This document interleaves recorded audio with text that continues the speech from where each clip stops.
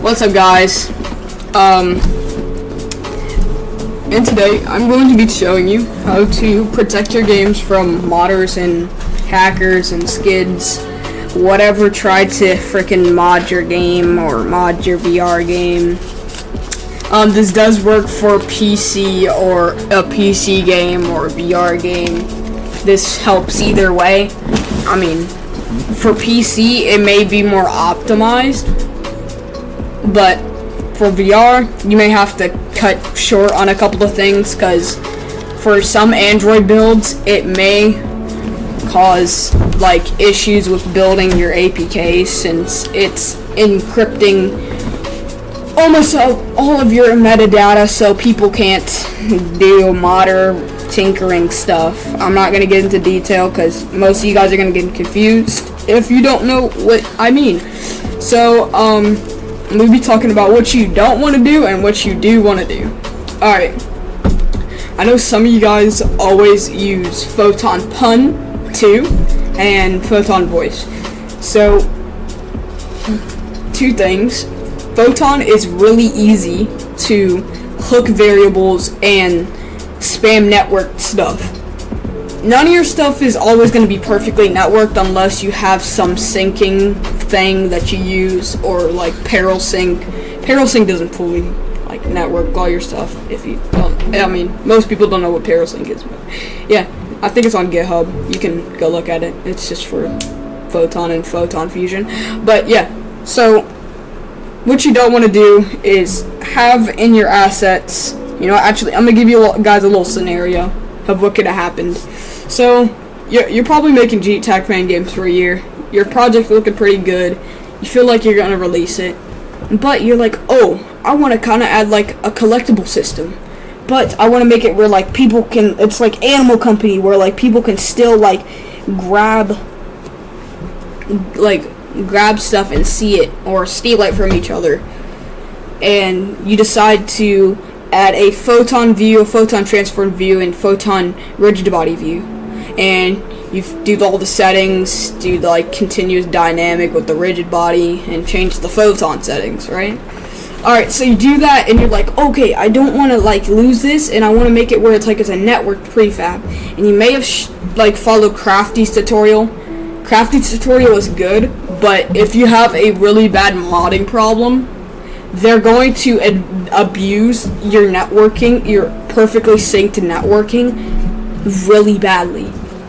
So what they're gonna do, because I've seen this, it's just recently happened to a big game. If you don't already know what Big Scary's called, yeah, it's a pretty good game. I play it sometimes. I like the game. That's pretty cool. But a dude named Joker Mods did officially he's modded the game 2 times. He made a Big Scary modded APK and he released it to the public, and then now he's added a whole mod menu to the game. And one option that he has on his menu is to crash the whole lobby by spawning in networked zombies. The zombies are from the game mode, like what's called like the zombies game mode. If you didn't already see the update, that was like 3 months ago, 2 months ago, I don't know, I don't remember. But yeah, he abused it being a networked prefab in the project. So that's why you don't save your prefabs, your networked prefabs in your project, because they can hook the code for your prefab and then do their hackery thing, and then add it to their mod menu, where if they click that thing, it just spawns a bunch of those networked prefabs in at once and crashes the whole server. Also, recently, apparently somebody's headset overheated and broke because their headset could not handle how many networked prefabs were put in the game at one time. And also, it will crash your server, and it will not be neat, and the server will be rebooted. But one thing you gotta do is just not put network prefabs in there. You can do some type of runtime script to where your prefab that you want to network has the tag like net or I don't know, freaking PP or something. I don't know. It doesn't matter what tag it is. It just auto networks on runtime, which is actually a really good idea, and you guys should figure out how to do that.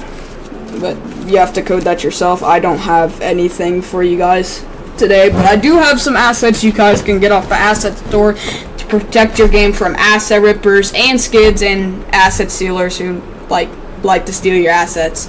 So what I'm going to do is I'm going to show you guys some really good assets on the Unity asset store that you can buy. Currently right now there is only 3 assets I'm going to show you that could protect your game and help you against modders. Alright, so first we're going to go to the Unity asset store right here. The first thing you want to go to, oh, by the way, there's a couple assets on the Unity asset store for 70% off. You should try to get some assets. Make sure they're optimized for your game because they will cause lag if you don't know what you're doing. So, yeah, make sure they're VR optimized. Or you can optimize it yourself, it doesn't matter. But yeah, one of the things you want to look up is Emsificator. This is a really good Unity asset. This is used by, I think, Kapu Company, or what's it called? It's like that one Lethal Company G-Tag fan game. I think the owner uses it. I'm pretty sure I heard that somewhere. I'm pretty sure he uses it for his anti-cheat. Not his anti-cheat, but like for the encryption stuff. But yeah, this asset right now is currently 50% off. Me personally, I got this for like $10 because it was on sale at the time. But yeah, this is really good for like low brain cell modders. But if you have an advanced modding problem where they implemented a whole freaking mod menu or like a whole WASD movement, PCAPK, they got all your modding I don't know, just a really bad modding problem where like you can barely fix it. This isn't gonna really work. But if you have a simple modding problem where they just got your mod cosmetics and they got your they got your playfab stuff, but this can stop asset rippers. This will not protect your playfab, just protects from Unity method. But yeah, you should get this for just like low brain cell modders. But yeah, one other thing, if this is for the scripters out there, I see you guys are really cool. I mean, I'm a scripter myself, but you should really get this. On the Unity asset store, there's a thing called Obfuscator Pro. Oh shit. That's the wrong thing. Okay, yeah, here it is. Yeah, this is a really good Unity asset. You should, oh, still loading.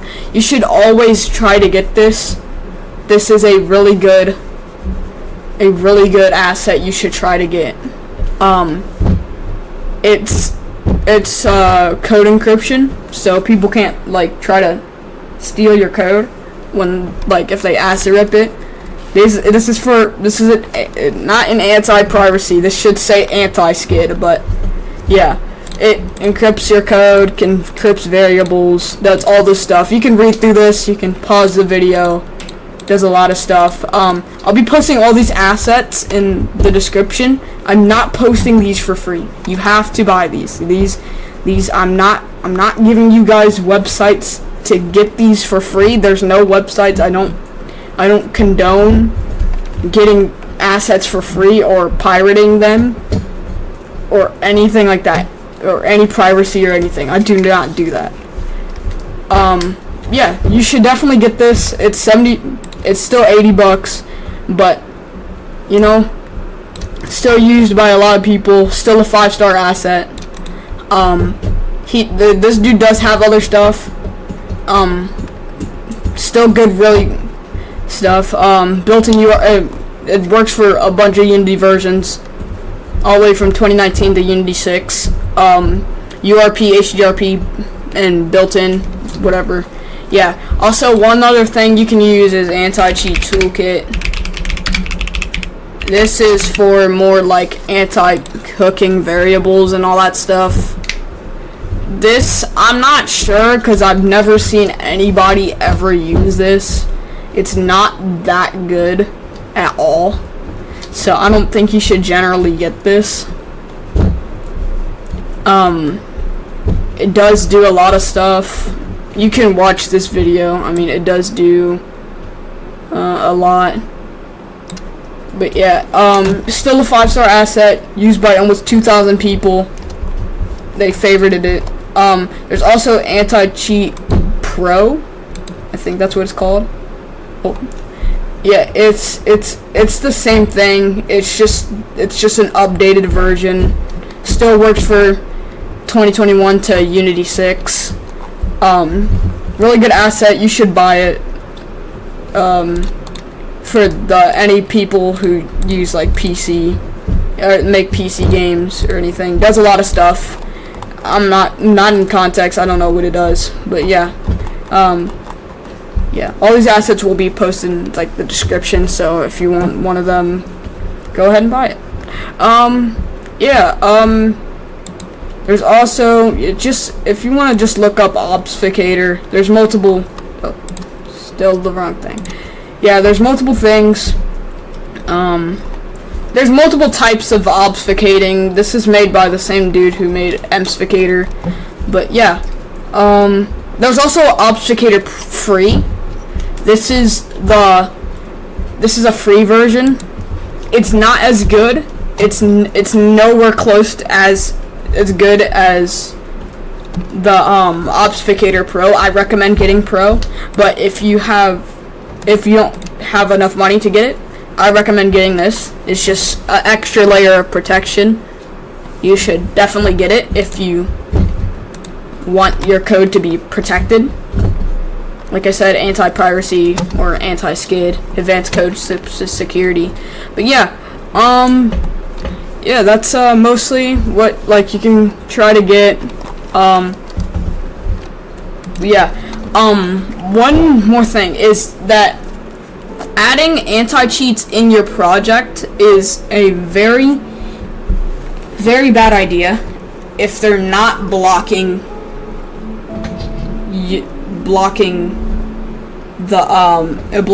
UAB or APK toolkit or any modding tool, anything that you need to block, DN Spy, LI Spy, I don't know, freaking Lucky Patcher, Melon Loader, Lemon Loader, any DLL injector in general, just have it block it. By the way, if you saw that one tutorial on YouTube, like how to add an anti-cheat to your GTAG fan game, and it's like that one dude, I could pull it up real quick. I could pull up a screenshot. I don't know if I already did it. Yeah, I mean, editor Fryman, do that please, you fatty. I recommend, if you don't already know what a cloud script is, a cloud script is basically a JavaScript, like lines of code that run through the back end of PlayFab's like website through the revisions tab. If you go to, I'm pretty sure if you go to economy, or it's like revisions, and it should say like cloud script or like revisions, and then it will be like 200 lines of code of like random Java stuff. I recommend, if you don't know how to code JavaScript, I'm gonna sneeze. I recommend just being a little bit smart and go ahead and ask ChatGPT to make you a little cloud script, or you can get one from Discord servers or whatever, or you can get somebody to make you one.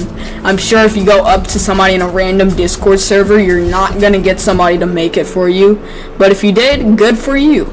Yeah, if you have a run, it's harder for modders to remove the cloud script and have it not run because it's running through PlayFab, and it's harder to get through that if you have layers of anti-cheats.